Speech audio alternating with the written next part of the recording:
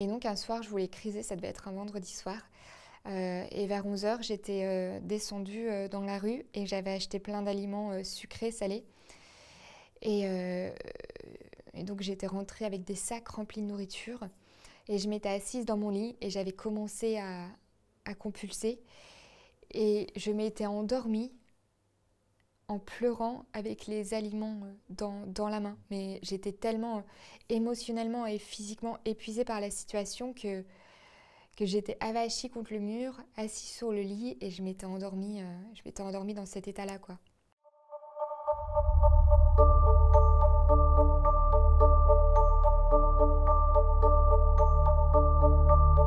Bonjour, je m'appelle Céline Casse, j'ai 32 ans et je suis la fondatrice de Stop TCA. Stop TCA, c'est une plateforme d'accompagnement en ligne sur laquelle on propose un accompagnement pluridisciplinaire et en équipe aux personnes qui souffrent de troubles alimentaires et à leurs proches. Aujourd'hui, je vais parler avec vous de mon passif avec les troubles du comportement alimentaire.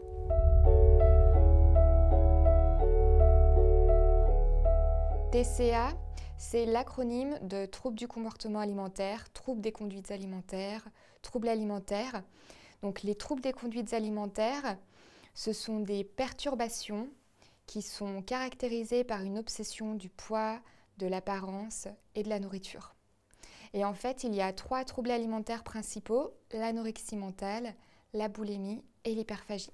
Les troubles alimentaires ont commencé à prendre de la place dans ma vie vers mes 9 ans. À cet âge-là, je faisais beaucoup de gymnastique, barre, poutre, sol, saut. Donc c'est un sport vraiment où il faut être athlétique, mince, élancé, performant.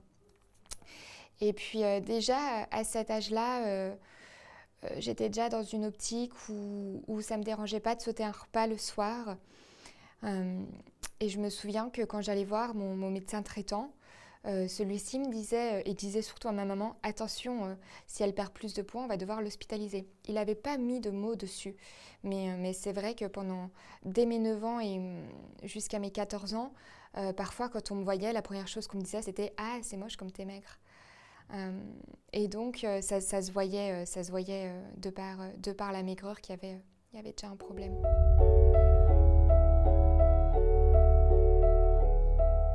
Alors, mes TCA, effectivement, ont commencé à l'âge de 9 ans et ils ont duré 15 ans. Donc, pendant ces 15 ans, le TCA a pris différentes formes.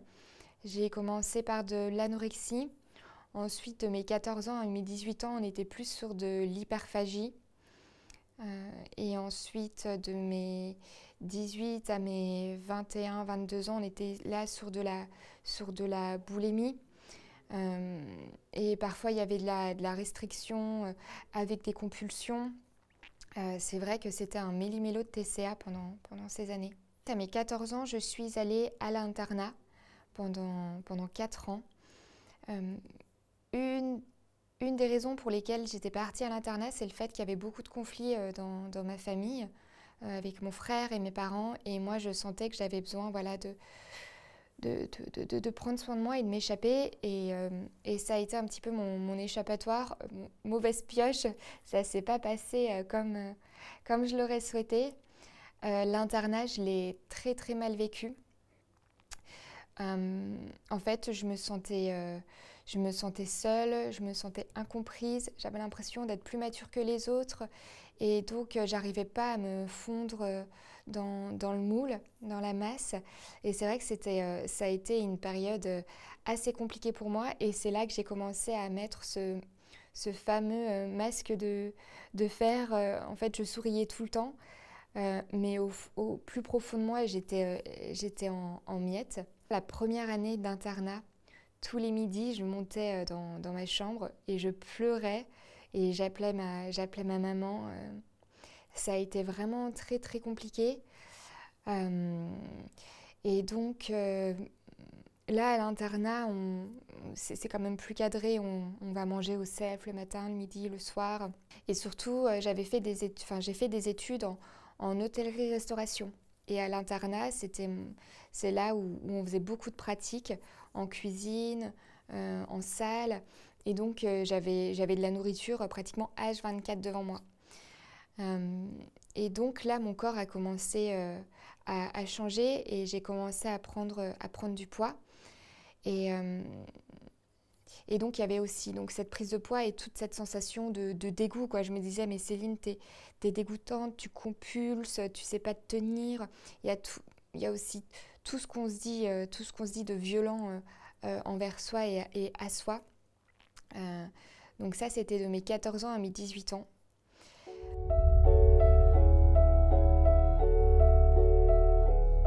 À 18 ans, j'ai quitté l'internat et je suis allée à Paris pour mon bachelor. Donc là, on retrouve un petit peu de liberté.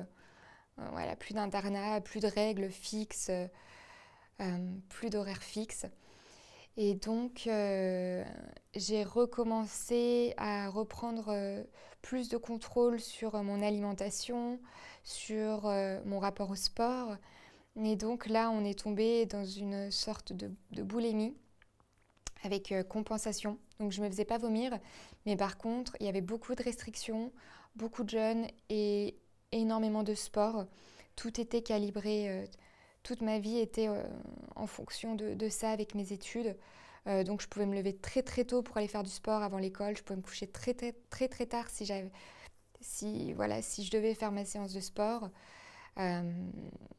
Et donc il y avait aussi beaucoup de culpabilité, beaucoup de sensations négatives là aussi à mon égard. Enfin, du coup, ça a été un flot de TCA à différents niveaux. Euh, Mon corps n'a pas arrêté de changer pendant ces années. Je prenais du poids, j'en perdais, j'arrivais à un équilibre. Mais émotionnellement parlant, c'était les montagnes russes. À l'époque, quand je souffrais d'hyperphagie, euh, je pense que ça devait être la deuxième année du coup d'internat. J'étais vraiment au bout du rouleau, quoi. J'étais malheureuse comme une pierre. C'était très très compliqué pour moi, cette situation, cette maladie. Et, je pleurais tout le temps, j'étais tout le temps triste, je faisais une vraie dépression. Et un jour, j'avais décidé d'aller voir l'infirmière de mon école. Elle n'était pas formée au TCA, donc elle ne comprenait pas forcément pleinement les enjeux de la situation. Par contre, elle m'avait écoutée et elle m'avait permis de me vider de mes mots sans jugement. Et ça avait été une vraie porte d'entrée, une vraie première porte d'entrée. Et ensuite, je me souviens que j'en avais parlé à mes amis en dehors de l'internat. En dehors de l'internat, j'avais un groupe d'amis que je voyais tous les week-ends. Et je me souviens une fois à une soirée, je leur avais dit écoutez, pour moi, parfois je vais manger des grosses quantités et je me sens pas bien et je pleure souvent. Est-ce que ça vous arrive? Comment ça se passe pour vous? Je sentais qu'il y avait quelque chose qui allait pas. Et mes amis m'avaient dit mais non, t'inquiète, Céline, ça peut arriver parfois, ça arrive à tout le monde. Bon, ils n'avaient pas pris mes propos en considération comme ils auraient dû. Et en même temps, est-ce que c'était aussi le bon endroit pour en parler? Mais j'avais vu en fait que je ne pouvais pas avoir l'écoute souhaitée et le soutien souhaité de leur part. Donc je n'avais pas insisté. Et ensuite, de la part de mes parents, en fait, à cette époque-là, quand j'étais à l'internat, mon frère faisait beaucoup de judo à un niveau assez élevé. Et donc, la plupart du temps, les week-ends, ils étaient en compétition. Ils accompagnaient mon frère en compétition. Et donc, j'étais souvent seule voilà, les week-ends. Donc, mes parents ne l'ont pas tout de suite vu. Enfin, pour mes parents, ça a pris du temps pour s'en apercevoir, pour accepter la situation. Mes parents, au début, étaient dans une forme de déni. C'est vrai que pour les parents, c'est compliqué de se dire que son enfant va pas bien. Et surtout, les TCA, on est encore dans quelque chose où on va facilement accuser les parents. Et puis, les parents peuvent beaucoup culpabiliser. Et moi, je sais du coup que tout ça fait que mes parents ont mis du temps à pleinement accepter la gravité de la situation.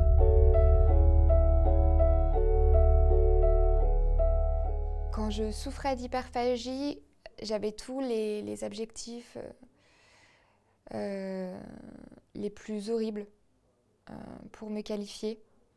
Je me trouvais faible, je me trouvais grosse, je me trouvais lâche, je me trouvais répugnante. Je me disais, mais enfin, je me disais, mais Céline, t'es une grosse cochonne, vraiment. Enfin, j'étais pas du tout, mais pas du tout tendre avec moi. Dans mes troubles alimentaires, mis à part quand j'étais en sous-poids, pendant des périodes d'anorexie et de boulimie, quand je souffrais d'hyperphagie, euh, j'avais un IMC, par exemple, l'IMC le plus haut que j'ai pu avoir, c'était l'IMC normal, mais fourchette haute.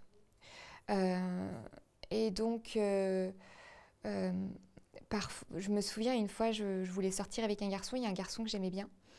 Et donc, il m'avait dit, mais moi, j'aime pas les grosses, j'aime pas sortir avec les gens qui sont gros ou qui sont en surpoids.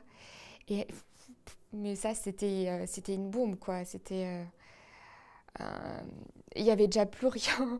Et il avait réussi à ratisser le peu d'estime et de confiance qui restait en moi. Donc moi déjà j'étais pas tendre avec moi et certaines personnes n'étaient pas aussi du tout tendres avec moi et ça c'est vrai que ça m'a pas du tout aidée.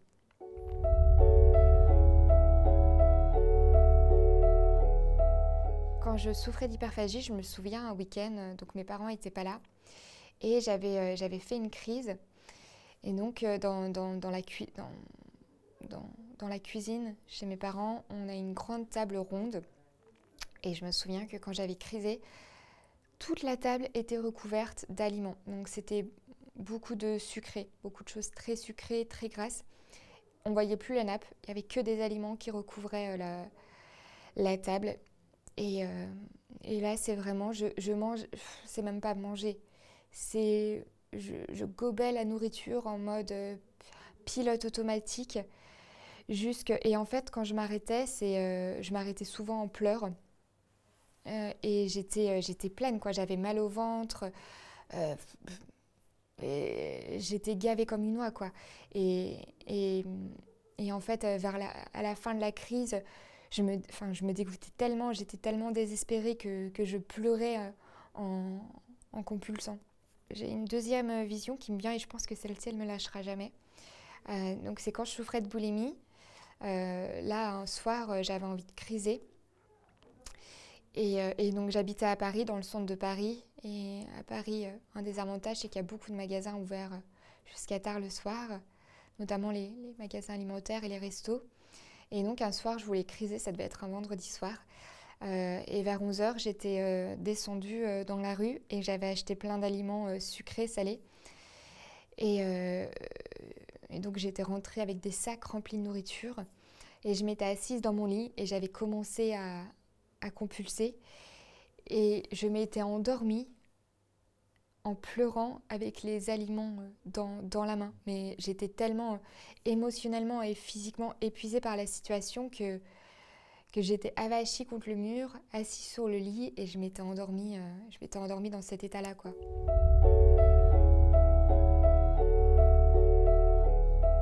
Après mon bachelor, je suis partie en Chine pendant quelques mois pour une expérience professionnelle entre mon bachelor et mon master. Et en Chine, dans l'hôtel dans lequel j'étais, j'avais accès au buffet client de manière illimitée, matin, midi, soir. Et donc ça, pour une personne qui souffre de TCA, c'est la catastrophe. C'est la méga catastrophe. Et là-bas, j'ai fait une rencontre merveilleuse. Andrea, c'est devenu mon meilleur ami. Ça a été un coup de foudre amical tout de suite. Et Andrea, du coup, on travaillait dans le même hôtel. Et d'ailleurs, Andrea, ça a été le premier ami à qui j'ai pu me confier à cœur ouvert, à qui j'ai pu tout expliquer. Tous les côtés de moi. Les plus sombres, les plus joyeux, tout. Andrea, c'est la première personne à avoir tout connu de moi. Et en fait, du coup, en Chine, donc on avait accès à ces buffets de nourriture en illimité. Et donc, souvent, je crisais. Et puis, on pouvait manger aussi dans des salles séparées seules, séparées des clients. Donc, en fait, là, je pouvais aussi criser à gogo. Et je compensais ça avec beaucoup de sport et beaucoup de jeûne. Mais en fait, il s'avère qu'en Chine, c'est très pollué. Et donc déjà, j'avais un système immunitaire qui n'était pas très, très en forme à cause de mes TCA et tout ce que je faisais endurer à mon corps. Et donc en Chine, c'est rajouté la pollution. Et là, j'avais totalement, littéralement flingué mon corps. J'avais plus mes règles. Euh, J'étais constamment fatiguée. J'étais fatiguée aussi parce qu'avec André, on dormait pas beaucoup. On voulait vraiment profiter de cette expérience. Et donc, on dormait entre 20 minutes et 2 heures par nuit. Et ça a duré des mois et des mois. Du coup, mon corps, je l'ai vraiment poussé à une fatigue extrême. Entre les crises, les compensations, le manque de sommeil, y a rien, à ce niveau-là, il n'y a rien qui allait. Et en fait, quand j'étais rentrée en France, euh, j'avais retrouvé un ami et on avait fait un footing. J'avais pas pris le temps de me reposer. Tout s'était enchaîné. Et pendant le footing, mon pied s'était cassé. Fracture de fatigue. Donc là, fracture de fatigue, le corps totalement en peut plus, le corps lâche. Donc déjà, j'avais couru 1 heure avec le pied cassé. Parce qu'en fait, quand on souffre de TCA aussi, le corps et la tête, il n'y a plus de connexion. Il n'y a plus de communication, tout est coupé. Et donc j'avais mal, mais je voulais pas entendre que j'avais mal. Donc pendant 1 heure, j'avais couru avec un pied cassé. J'étais arrivée à la maison, mon pied était gros comme un ballon de foot. Et après ça, on devait quand même partir faire une balade en montagne avec ma maman. Et moi, j'étais tellement dans la maladie que j'avais dit à maman, mais maman, c'est pas grave, on va aller faire cette randonnée. Et donc là, ma maman m'avait dit, mais ma cocotte, regarde, il y a un problème là.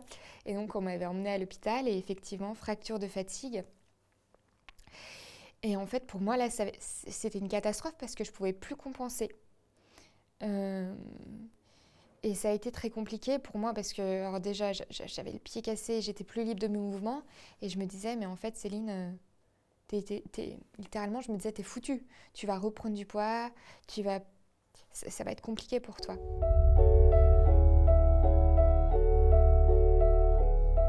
Quand j'étais en Chine, on parlait beaucoup aussi de la suite de mes études avec Andrea. Et en fait là à ce moment-là j'avais 2 directions que je pouvais prendre. Soit je retournais en France faire un master dans une très bonne école, soit je partais faire un master aux États-Unis. Si j'étais partie faire mon master aux États-Unis, j'aurais une carrière dans le management hôtelier dingue, dingue. Et le management hôtelier, c'est vraiment une passion. Et au final, on s'était dit, oui, mais si je pars aux États-Unis, je vais avoir une vie hallucinante, super bien, mais je serai toujours malade. Je serai malheureuse comme une pierre parce qu'il y aura toujours les TCA. Alors que si je rentre en France, je peux me donner une chance de guérir, d'intégrer des centres de soins, enfin voilà, de me faire prendre en charge. Et donc j'avais décidé de revenir en France aussi pour me faire soigner. Et en fait, j'avais décidé de faire mon master à Lille, parce qu'à Lille déjà, il y a une très bonne école en commerce. Et aussi, il y a un centre, il y a un hôpital dans lequel il y a un service TCA. Et donc, quand je suis arrivée à Lille avec mon pied cassé, je me souviens que pendant des semaines et des semaines, mais là c'est je ne sais pas si on peut qualifier ça de harcèlement, mais tous les jours j'appelais le centre et je disais s'il vous plaît j'ai besoin d'aide, s'il vous plaît j'ai besoin d'aide, s'il vous plaît j'ai besoin d'aide, me laissez pas, me laissez pas, me laissez pas, me laissez pas. Et un jour, le médecin un des médecins du service a accepté de me prendre en premier rendez-vous. Et ensuite, là, ce premier moment, ça a été vraiment le début de ma guérison. Quand j'ai intégré ce service TCA, j'ai fait de l'hôpital de jour pendant toute une année. Et vers Noël, pendant plusieurs semaines, j'ai été hospitalisée de manière complète. Donc en fait, l'hôpital de jour, comment ça se passe? On y va le matin, vers 9h. Et toute la journée, on est avec d'autres personnes qui souffrent de TCA. Enfin là, c'était ce qui se passait dans ce service-là. Donc j'étais avec des personnes qui souffraient de TCA, tout type de TCA confondu. Et en fait, après, on faisait des activités en groupe ou de manière individuelle. Donc c'est là où je voyais la psychologue, c'est là où je voyais le psychiatre, c'est là où je voyais la diététicienne. C'est là où on faisait des activités aussi en groupe, de l'art-thérapie ou autre. Et après, le soir, on partait, on rentrait chez nous. Et donc, l'hôpital de jour, j'en ai fait Ça pouvait être 1 fois par semaine jusqu'à 2 fois par semaine. Et après l'hospitalisation complète, là, on m'avait pris mon téléphone pendant les 3-4 premières semaines. Et en fait, on retrouvait les mêmes activités que j'avais pendant l'hôpital de jour. Sauf que voilà, la nuit, je dormais à l'hôpital. Ce qui a permis de mettre les bonnes bases, c'est vraiment qu'il y ait tout cet accompagnement complet, pluridisciplinaire, avec différents professionnels autour de moi. Et surtout, ce travail en continu des infirmières qui étaient tout le temps présentes pour nous.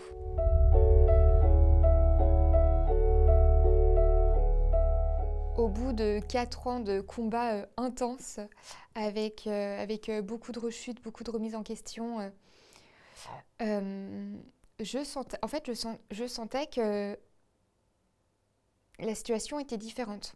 Je ne savais pas trop ce que c'était de vivre sans un TCA parce que à ce moment-là, ça représentait plus de la moitié de ma vie.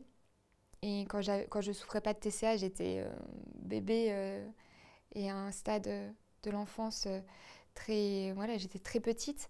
Donc au final, je ne savais pas ce que c'était de vivre sans un TCA. Et une fois guérie, en fait, je voyais bien que j'allais mieux, que j'étais bien dans ma tête, bien dans mes baskets. Mais en fait, j'avais tellement peur de rechuter que pendant les 6-8 premiers mois, j'ai été très précautionneuse. Et en fait, je disais, je suis guérie, mais je peux rechuter. En fait, j'avais peur de dire pleinement, je suis guérie, c'est bon, le TCA, c'est derrière moi. Et donc, c'est ça, pendant ces premiers mois, je faisais très attention. À ce que je faisais, à comment j'appréhendais les situations.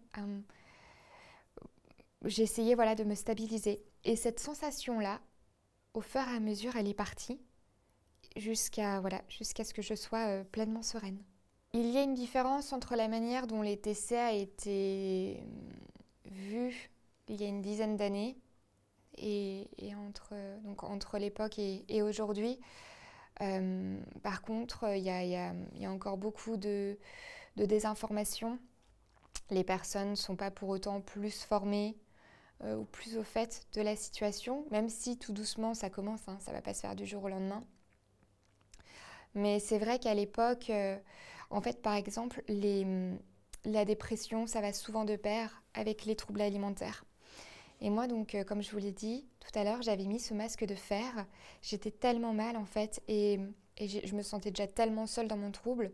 J'avais pas spécialement beaucoup d'amis, mais je connaissais des gens à l'école, mais je voulais pas encore me sentir plus seule. Et donc, j'avais mis en place ce masque de fer où je souriais tout le temps.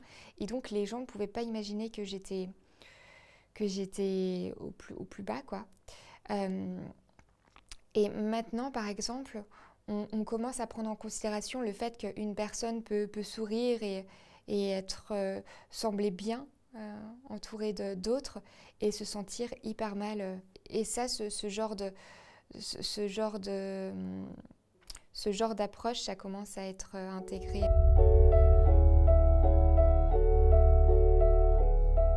Qu'est-ce que je dirais à la Céline enfant, la petite Céline, toute mimi? Je lui dirais que la vie est une rose.